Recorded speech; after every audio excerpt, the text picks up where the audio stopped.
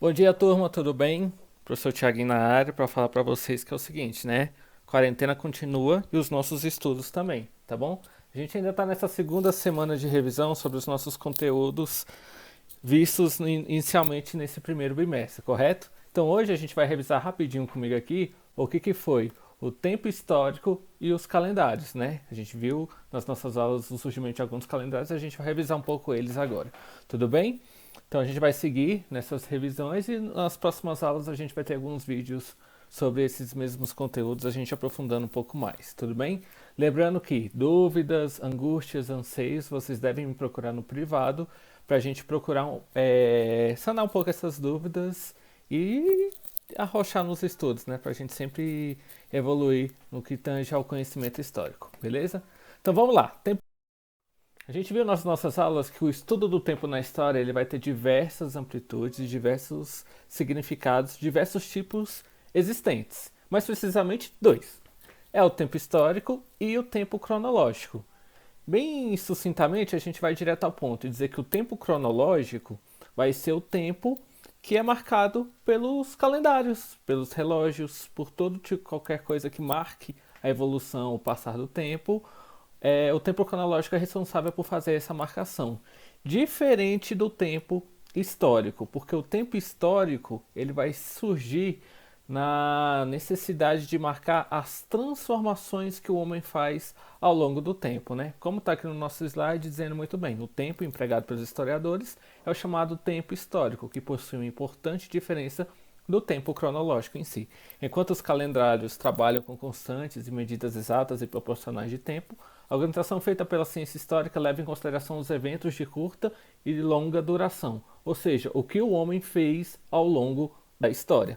Dessa forma, o historiador se utiliza das formas de se organizar a sociedade para dizer que um determinado tempo se diferencia do outro. Então vamos direto ao ponto. O tempo cronológico é o tempo que eu marco pelo relógio, pelo calendário, tá bom? Então eu marco os minutos, os segundos, os minutos, as horas, os dias, as semanas, os meses, os anos, as décadas, os séculos e os milênios. Tempo histórico não. Tempo histórico tem a ver com transformação humana. Mas, professor, transformação humana, quanto tempo vai levar uma transformação humana? E aí, cronologicamente, uma transformação pode ser curta, de longa, curta ou média duração. Por exemplo, a Revolução Francesa foi uma revolução que durou 10 anos cronologicamente na França. A independência do Brasil é um evento histórico que acontece em apenas em um dia, mas o processo de transformação da independência do Brasil é um processo que levaram-se 25 anos. Então por aí vai. Então o tempo histórico se relaciona mais com as transformações que o homem faz ao longo da história. Beleza? Judeu. Deixa eu só achar aqui de novo. Se no calendário judeu a gente fala que o início do calendário dele se deu no ano 3760 antes do nascimento de Cristo, o calendário muçulmano começa no ano de 622 depois de Cristo. Então a gente já tem uma diferença importante nesses dois calendários. E o mais utilizado no mundo vai ser o calendário cristão, que inclusive é o calendário que nós brasileiros utilizamos, tá bom? Os cristãos, por sua vez, escolhem o nascimento de Cristo para dar início à contagem do tempo. Por isso a gente vai dizer que o ano de 2020, o nosso ano atual, corresponde ao ano de 1441 para os muçulmanos e 5780 para os judeus. Lembre-se, né? O ano zero nosso é o nascimento de Cristo. Então a gente não conta as coisas antes do nascimento de Cristo dentro do nosso calendário. O ponto inicial começa, né? Tem um início com o nascimento de Cristo. Para os judeus, né? Foi a criação do mundo, que se deu antes do nascimento de Cristo. E para os muçulmanos, o início do calendário é a fuga de Maomé, que ocorre depois do nascimento de Cristo. Tudo bem? Lembre-se, o calendário cristão é o mais utilizado no mundo atualmente, tá bom? Só por curiosidade, nós temos outros tipos de calendários existentes. Por exemplo, o calendário chinês. Dentro do calendário chinês, vamos falar assim, a forma de se contar o tempo ele é um pouco diferente do calendário cristão, que é solar, ou seja, se dá através do movimento que a Terra faz em torno do Sol. O calendário chinês ele é lunar, além disso, ele é guiado muito pelas estrelas. E é por isso que vem toda aquela história de zodíaco chinês, muito da cultura própria deles, né? Que não cabe muito nós, brasileiros, que temos uma cultura diferente. Mas eles utilizam também o calendário cristão, que é o calendário político do mundo. Ou seja, o mundo todo, se tem que marcar um evento, uma reunião, uma Copa do Mundo, alguma coisa, marca no calendário cristão. E aí todas as culturas, todos os países do mundo têm que seguir esse calendário para marcar suas datas nesses seus respectivos países, tá bom? Mas vamos lá, tá terminando já a nossa pequena revisão, mas ainda sobre o calendário cristão. A gente viu que o marco inicial é o nascimento de Cristo, correto?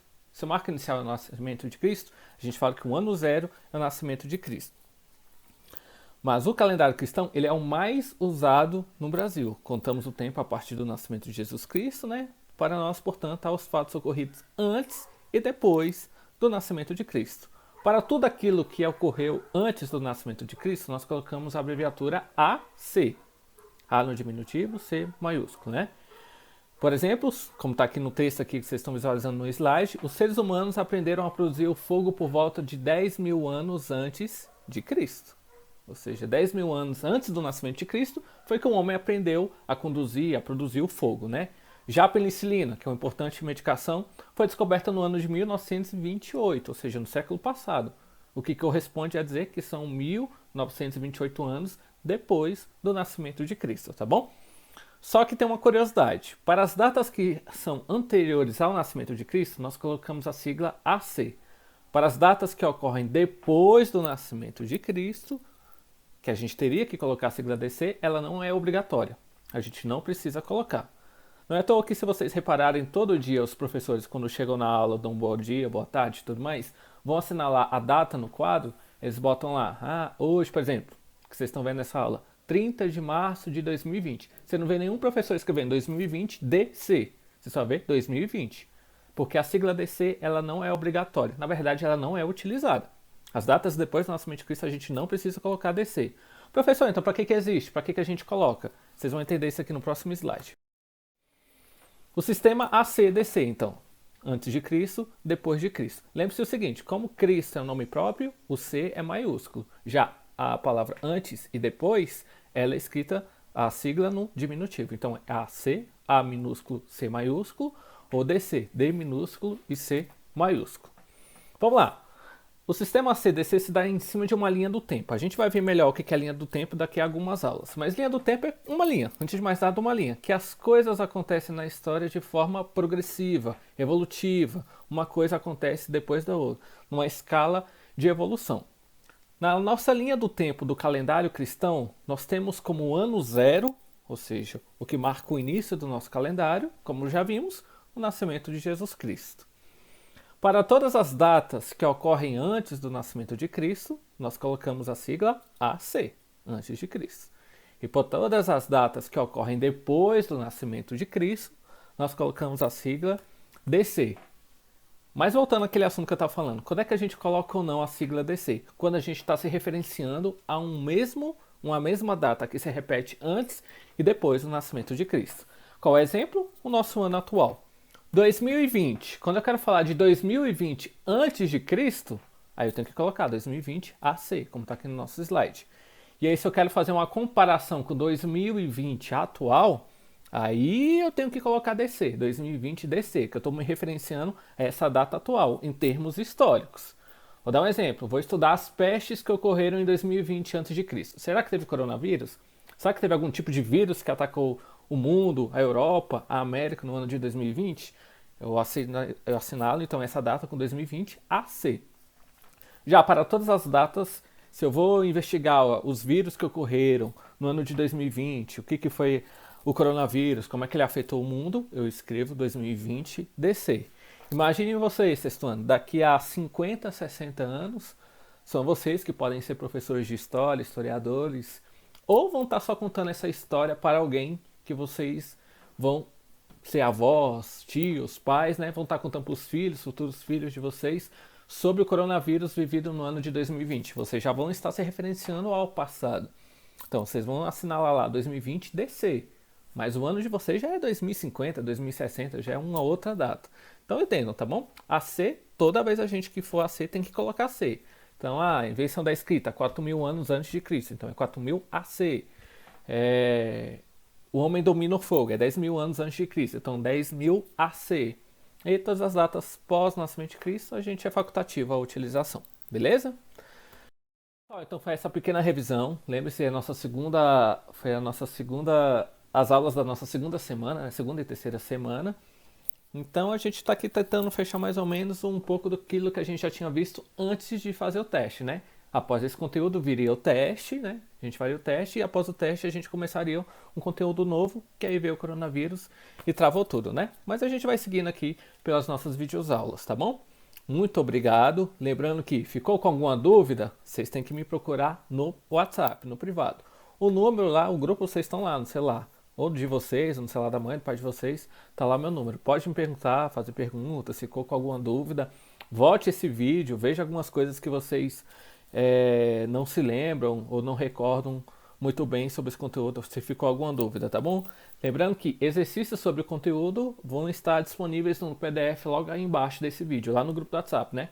Mandei o bom dia, mandei esse vídeo aqui dessa videoaula, logo embaixo vai ter um arquivo PDF com alguns exercícios sobre esses conteúdos que nós estudamos com a nossa videoaula de hoje. Tudo bem? Bons estudos e até a próxima, tá bom? Lembrando que, galera, não é porque tá em casa que vocês vão ter preguiça, tá bom? Já assistiu esse vídeo, já pega meu caderno, copia essas questões no caderno, já façam, já resolvam, já tirem dúvidas comigo, pra gente não deixar as coisas acumularem. Não é porque a gente tá em casa que a gente vai ser desorganizado, beleza? Abração, galera, fiquem com Deus e até a próxima.